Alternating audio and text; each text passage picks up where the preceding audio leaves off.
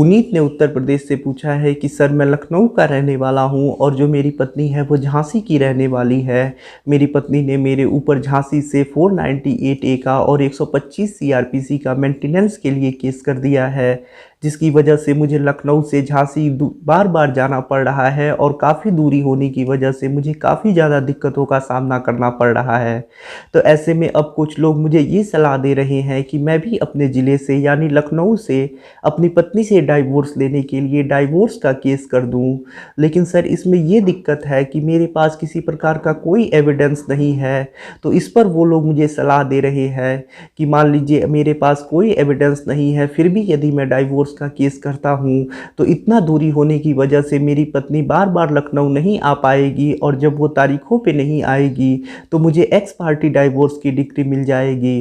तो सर इसके बारे में मुझे सलाह दीजिए। अगर मैं डाइवोर्स का केस करता हूं और मेरी पत्नी तारीखों पे नहीं आती है तो क्या गारंटी है कि मुझे डाइवोर्स की डिक्री मिल जाएगी या नहीं मिल पाएगी? इसके बारे में मुझे बताइए। तो देखिए, जैसा आप समझ रहे हैं वैसा बिल्कुल भी नहीं है। डाइवोर्स केस करना बहुत ही आसान है, लेकिन डाइवोर्स की डिक्री लेना काफ़ी ज़्यादा मुश्किल होता है। अगर आपने डाइवोर्स केस किया है तो ऐसा बिल्कुल भी आप मत सोचिए कि आपको गारंटी है कि डाइवोर्स की डिक्री मिल जाएगी।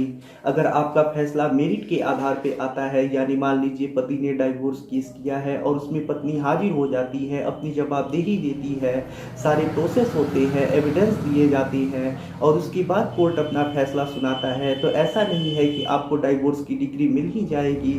हो सकता है आपका डाइवोर्स केस खारिज भी हो जाए, या फिर ये भी हो सकता है कि अगर आप अपने एविडेंसेस से सिद्ध कर देते हैं जो भी आप ग्राउंड दिए हैं डाइवोर्स केस में, तो ऐसे में आपको डाइवोर्स की डिक्री भी मिल सकती है। सेम यही सिचुएशन एक्स पार्टी में भी होता है। अब आप ऐसा नहीं समझिए कि एक्स पार्टी अगर प्रोसीडिंग हो जाती है तो ऐसे में आपको डाइवोर्स लेने के लिए एविडेंसेस नहीं देने पड़ेंगे, फिर भी आपको एविडेंस देने पड़ेंगे। अगर आपकी पत्नी केस में नहीं आ रही है, वो बिल्कुल भी किसी डेट पे नहीं आती है और आपका केस एक्स पार्टी प्रोसीडिंग हो जाता है, तो ऐसा नहीं है कि बिना एविडेंस दिए आपका जो केस है वो आप उसमें आपको एक्स पार्टी डिक्री मिल जाएगी। आप ऐसा बिल्कुल भी ना समझिए, आपको एविडेंसेस देने ही पड़ेंगे।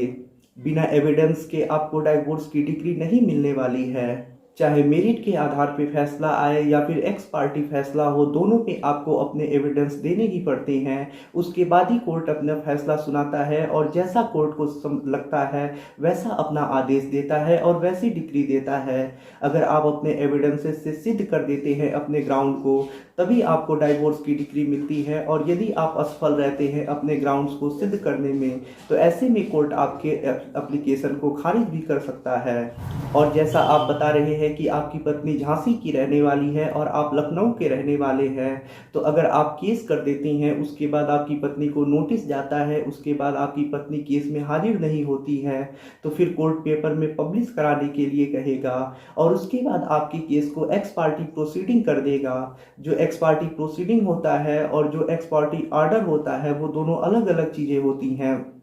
एक्स पार्टी प्रोसीडिंग हो जाने के बाद आपको एविडेंस देना पड़ता है, यानी जब आपका केस एक्स पार्टी प्रोसीडिंग हो जाता है, एक पक्षी कार्यवाही शुरू हो जाती है, उसके बाद आपको एविडेंस यानी सबूत देने पड़ते हैं और फिर उन्हीं सबूतों के आधार पे कोर्ट आपको डिक्री देता है। यदि आप एक्स पार्टी प्रोसीडिंग हो जाने के बाद सबूत देते हैं यानी एविडेंस देते हैं और जिससे कोर्ट में प्रूफ हो जाता है आपने जो भी ग्राउंड दिए हैं वो सारे ग्राउंड या उनमें से एक या दो कोई भी ग्राउंड, तो ऐसे में आपको डाइवोर्स की डिक्री मिल सकती है।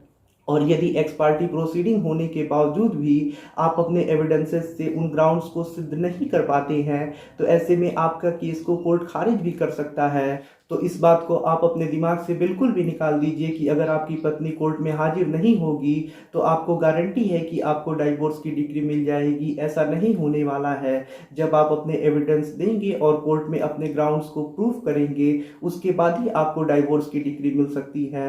एक्स पार्टी प्रोसीडिंग होने के बाद यदि आप अपने ग्राउंड को सिद्ध करने में असफल रहते हैं तो 2-3 साल मुकदमा लड़ने के बाद, डाइवोर्स केस लड़ने के बाद कोर्ट फिर भी आपके केस को खारिज कर देगा। और यदि आप अपने वहाँ यानी लखनऊ से डाइवोर्स लेने के लिए केस कर देते हैं, तो ऐसे में जो आपकी पत्नी ने झांसी से मेंटेनेंस का केस किया है उसमें वो फ़ायदा उठा सकती है इस बात का। तो मैं तो आपको यही सजेस्ट करूंगा कि यदि आपके पास डाइवोर्स लेने के लिए एविडेंस है, यानी आप अपने एविडेंस से प्रूव कर सकते हैं अपने ग्राउंड्स को, जिन ग्राउंड्स पे आप डाइवोर्स लेने के लिए केस कर रहे हैं, तभी आपको डाइवोर्स केस करना चाहिए। बेवजह ही बिना मतलब का, बिना एविडेंसेस के आपको कभी भी डाइवोर्स केस नहीं करना चाहिए पहले। यदि आप ऐसा कर देते हैं तो आप काफ़ी दिक्कतों में पड़ सकते हैं। और जैसा आपका सिचुएशन है, मैं उसमें आपको ये सजेस्ट करूंगा कि आप सेक्शन 9 का केस कीजिए। जब आपको सेक्शन 9 की एक्स पार्टी डिग्री मिल जाती है तो उसके बाद आप इस आधार पे चाहे तो डाइवोर्स लेने के लिए केस कर सकते हैं। और जब आपको सेक्शन 9 की डिग्री यहाँ से मिल जाएगी तो ऐसे में आप मेंटेनेंस देने से भी बच सकते हैं। तो सेक्शन 9 करना आपके लिए ज़्यादा बेहतर होगा ऐसी स्थिति में, क्योंकि आपकी पत्नी दूर रह रही है और सेक्शन 9 के केस में वो आ भी नहीं पाएगी, जिसकी वजह से आपको सेक्शन 9 की डिग्री लेने में आसानी भी होगी और आसानी से आपको सेक्शन 9 की डिग्री मिल जाएगी। और फिर उसके आधार पे आप मेंटेनेंस देने से भी बच सकती हैं और फिर सेक्शन 9 के आधार पे ही आप डाइवोर्स भी ले सकती हैं। तो ये सबसे बढ़िया तरीका होगा आपके लिए।